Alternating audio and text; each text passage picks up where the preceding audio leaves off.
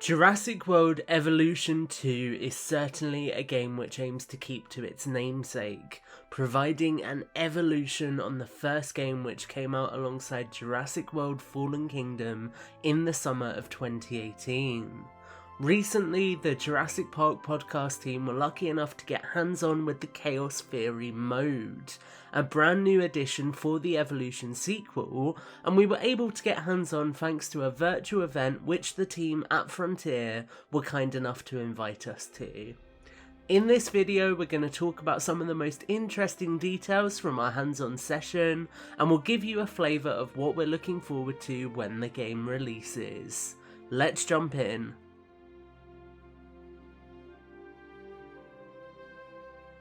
The first thing to touch on is the concept of Chaos Theory mode, a mode which plunges us into what-if scenarios from the Jurassic franchise.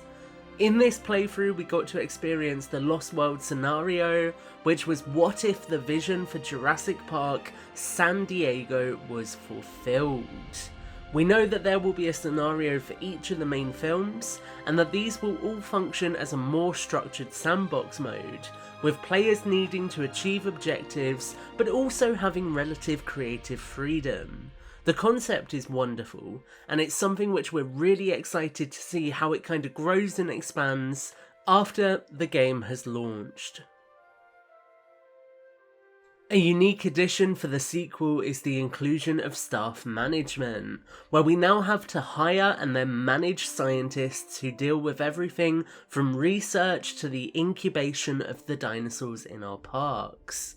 These scientists have stress levels which need to be maintained and managed effectively via the new staff building, and it's really important that we take the time to allow them to rest and recuperate.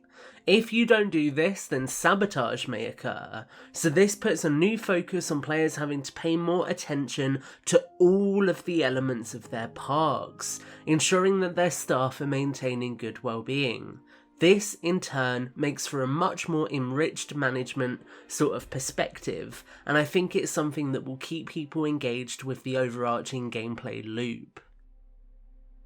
Another addition here is the enhanced customization for buildings, and this is something I actually spent a lot of time with during my initial playthrough. I really like the distinction between Jurassic Park and Jurassic World here, and the ability to mix and match different elements will make a huge difference to the visual distinction which is present across all of our different parks. The colour choice here is a great feature too. Don't get me wrong, this isn't Planet Zoo levels of customization quite yet, but it is a huge development over the prior released game, and I think it certainly fulfills most of what many fans are looking for when it comes to enhanced customization in the sequel. The scenery and sandbox tools get enhanced depth here as well. I especially enjoyed how things like rocks and scenery texture actually factor into the dinosaurs' behaviour, with some animals requiring more in their environments than just grass and water, perhaps needing sand or even rocks placed to really make their environment better. This makes the terrain texture tool and also the placeable elements much more than just cosmetic items. During my playthrough, I didn't actually get around to using the scenery tools, but I did open the menu briefly, and these seem to be way more enhanced than in the first game too, providing plenty more options for diverse and unique aesthetics throughout our parks. Dinosaurs continue to be the star of the show, as we would expect with any Jurassic game, and whilst I didn't spend as much time with them as I perhaps should have in this build, I still enjoyed the improvements that I got to experience.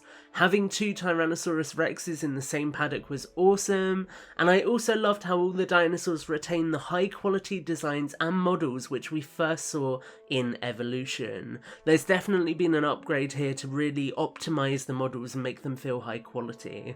The new animations for these animals really help to make them feel much more organic, creating a park which feels genuinely lived in. And the ranger check-in requirements also encourage you to constantly think about the well-being of your animals, again factoring into the more organic feeling of the animals, as there is much more in the way of management packed in around looking after them. To summarise my time with this upcoming sequel, I felt a renewed and refreshed sense of wonder from my time with the game. When I first played Evolution at the Frontier Studios back in 2018, I was overwhelmed by the sense of love and enthusiasm which the game held for the Jurassic saga, and I think it's fair to say that this is true to an even greater extent in the sequel. It's clear to me that a lot of attention has been put into getting this game right, building on the first game, whilst also ensuring that the feedback which many fans gave Frontier was listened to and validated in the sequel. I was left with a huge smile on my face at many points throughout my time with the game, and I am very excited to see more of it in the near future. Huge thanks goes out to Frontier for making this time with Jurassic World Evolution 2 possible. We really enjoyed our hands-on experience, and the team put together a great virtual event.